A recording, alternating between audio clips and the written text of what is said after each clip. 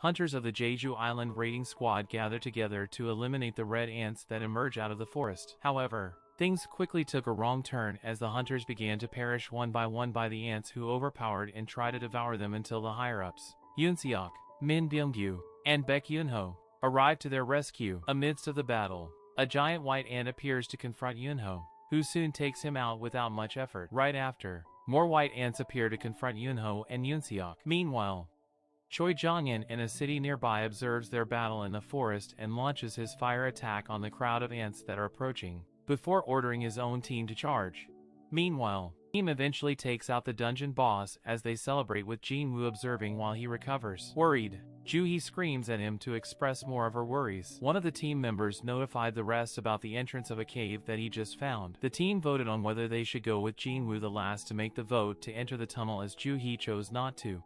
Now in the building of the Hunters Guild, Yoo Jin-ho is seen entering a room upon standing in front of a machine. Meanwhile, in a city, two thieves on a motorcycle attempt to flee after stealing a woman's bag before confronting the S-rank hunter Cha Hae-in, who takes it back and gives it back to the owner. Her action caught the attention of the nearby citizens to gather around her, leading her to flee with the use of her agility by jumping on the buildings nearby. Back to Jin-woo and his team. They finally arrive to the end of the tunnel after 40 minutes of walking that ends with a giant door. As they interact with a large associate glow and stop, seeing that his thoughts are correct, he yells at the others to walk toward them, thinking of tears himself to do so to the incoming statue as Ji-sul is brutally chopped in half by the statue's sword. As he rests and breaks down in tear a bit in front of the statue that holds a shield, barely the statue's weapon as it drops on him. Jin-woo crawls to a statue holding it instantly. As the rest of the party members who survived reunite with Ji got earlier to the hospital, to his surprise his body is recovered, including both of his legs that are intact. Believing that his experience in the dungeon was just a dream, he asks the two-man what rank he is now if he has been reawakened. Jinchul apologizes as they may have made a mistake upon seeing that the machine indicates his score as 0, having as the officials walked out. Soon, Jinwoo's sister Sung Jina was asking her such a question before walking out to join her friend waiting at the door. Jin-woo reads some instructions provided by on the phone, informing Go Gun-hee about that they have mistaken about Jin-woo received a reawakening.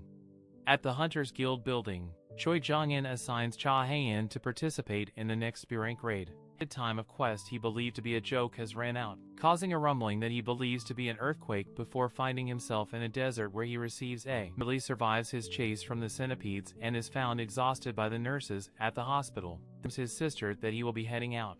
Lee Joo-hee, who is still greatly affected by the experience in the double dungeon, receives a phone call that asks her to participate in a raid. Knowing what she has gone through, something that she naturally declines, she is also told that Jin-woo has woken up, leading her to head to the hospital where she finds him doing jogging outside as two nurses questions. Jin-woo sits down. Jin-woo was capable of dodging their attacks and eventually kill them solely. As he rests a bit, a steel-fanged Raikin emerges from behind to attack, barely dodging the wolf. He thinks of what to do for now. In despair of facing the goblins with his dagger now broken, Jin-woo discovers that he has gained impressive agility that allowed him to dodge the steel-fanged wolf. He takes the courage to fight back, but to more of his surprise, the double dungeon that was left by Kim Sang-sik to kill the wolf. Two more steel-fanged wolves appears. Jin puts more force into his weapon, dispatching the wolf. The second wolf, hesitating to attack, flees. Now alone again, Jin-woo checks for his stats and acquires items instead of magic gems, which he uses spots countless of more steel-fanged wolves that emerged out of the dark. Determined by courage, Jin-woo rushes to dispatch more of the wolves and he checks his inventory and grabs one of the items he just acquired, a teleportation stone, before walking down into the hallway of the dungeon. Rejecting Jin-woo and agrees to participate as she listens to the person on the phone that they are lacking healers.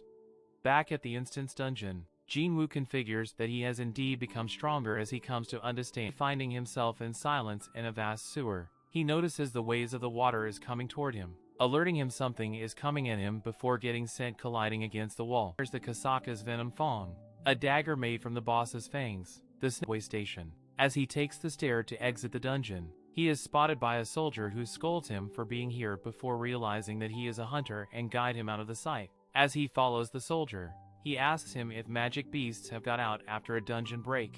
The man replies that most of them were killed with a giant one left, which is who is trying to healing magic but fails as a result of her trauma she got back at the double dungeon. Jinwoo decides to give them a bit of his aid as he figures out that the boss is only a D rank, lower than the magic beasts he fought earlier as he prepares to throw the sword he used against the boss earlier. The hunters are on the verge of defeat when Jinwoo's sword easily breaches the golem's defense, allowing the hunters to defeat the beast for good. One of the hunters questions how the golem's defense was suddenly destroyed as his and the others' attacks were useless. He asks when a soldier. The nurses can't help gossiping about their patient, Jinwoo, and his amazing body. Leveling up his strength has paid off in more ways than one, including when she sees him post-workout. She notices his muscles with a blush. The nurse stammers that he's being discharged today and then blurts out a request for his phone number. The clueless Jinwoo shares it, assuming it's part of the checkout procedure.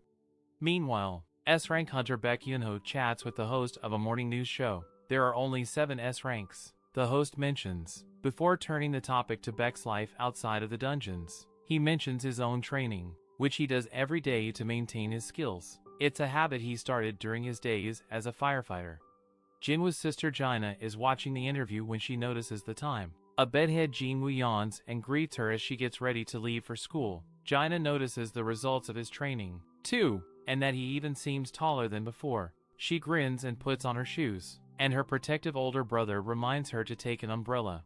Jinwoo takes a moment to look at his daily training quests and wonders if he'll end up looking like a bodybuilder. He's now level 18. He allocates his stat points from defeating the dungeon boss, choosing strength, agility, and perception. A phone call interrupts his thoughts. It's his landlord with a reminder that rent is overdue. The landlord kindly offers to put it off, but Jinwoo doesn't want to be a bother and says he'll get it right away. Meets raid leader Hwang Dong-suk. Jinwoo's reputation as the weakest hunter precedes him, and Hwang shushes the other hunters as they start to laugh about it. Jinwoo isn't bothered, but wants to make sure that he can join as an E rank. The leader assures him he's just there to fill out their hunter quota so they can enter a C rank dungeon. They'll do all the fighting. Jinwoo notices there's no healer, which is odd, but signs a release form and officially joins the raid.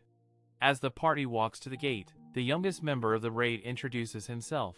21-year-old Yu Jinho is a chatty D-rank hunter wearing a brand new set of expensive armor. The gate looms large over the group, but Jinwoo tells Jinho not to worry. It's the level of magic that it emits that determines the rank it's assigned, not the size. They enter the dungeon and notice the lack of magic beasts and glowstones, making it completely dark inside. Jinwoo is reminded of Cardinon Temple.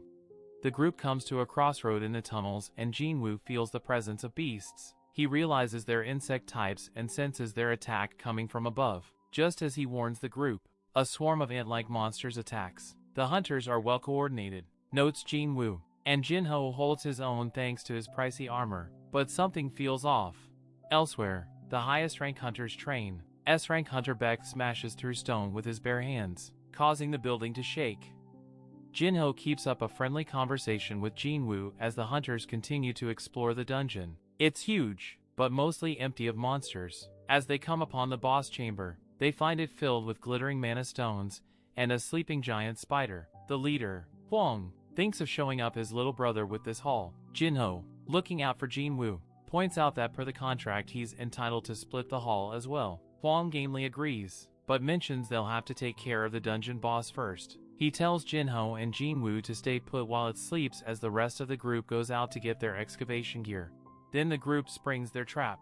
The hunters seal the chamber with an explosion, trapping Jinho and Jinwoo inside with the boss. They'll serve as bait for the spider, probably putting it to sleep with a full stomach, so the group can take the mana crystals for themselves. Jinwoo tells Jinho to stand back, he'll take on the boss himself. Dong-suk and the other traitorous members of the raid party exit the dungeon. He plans to return through the side tunnels near the ceiling after the monstrous spider has taken care of Jinwoo-sung and Jinho-yu. Dong-suk tells the hunters that Jinho's expensive armor will be a nice bonus after they loot it from his body. Inside the C-rank dungeon boss's lair, Jinho encourages Jinwoo to look for a way out instead of fighting. Jinwoo knows he's right, and that this is the strongest foe he's faced so far, but he doesn't want to give up. The leveled up hunter races at the spider and attacks. To Jinho's shock, Jinwoo's dagger, Kasaka's venom fang, can't pierce the spider's hard exoskeleton, but he strikes at it again and again. Jinho can't believe what he's seeing.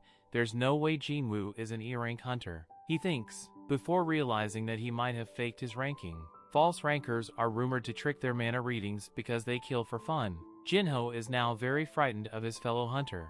Jinwoo is quickly getting fatigued by using his speed and agility for his relentless attacks. He can't find a weak spot. Suddenly, he runs out of stamina, and the magic beast lands a hit. Just before it makes the killing blow, Jinwoo accepts the full recovery reward granted by completing his dailies. Re-energized, he leaps in the air and pierces the spider in an eye. The weapon's paralysis and drain effects do the rest. And Jinwoo gains a few levels when the dungeon boss falls. Jinho plasters a fake smile on his face and calls Jinwoo boss as he offers him a bottle of water. Jinwoo doesn't understand why he's acting so strangely. The raid party appears in the tunnels above them, surprised to see them both alive.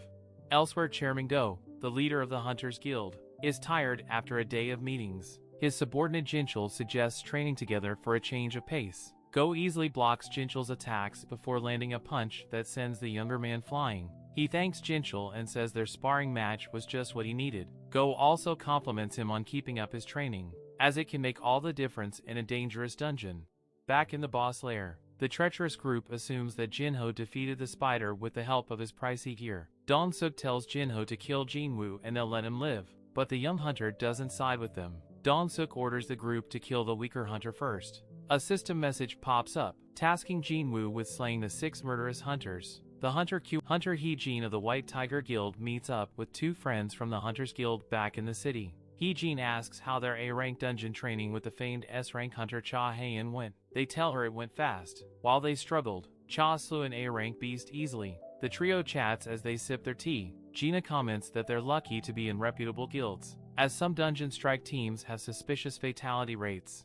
In the dungeon, Jinwoo lies in the rubble from the mage's attack and thinks about how their world encourages survival of the strongest. The system is telling him to kill other humans or he'll die himself. Why does it want to keep him alive? He pulls himself up to stand, decides to close. Jinho and Jinwoo make it safely outside. A representative from the Hunters Guild is surprised that the D-rank and E-rank hunters were the only survivors, but assumes it's because of Jinho's high-quality equipment.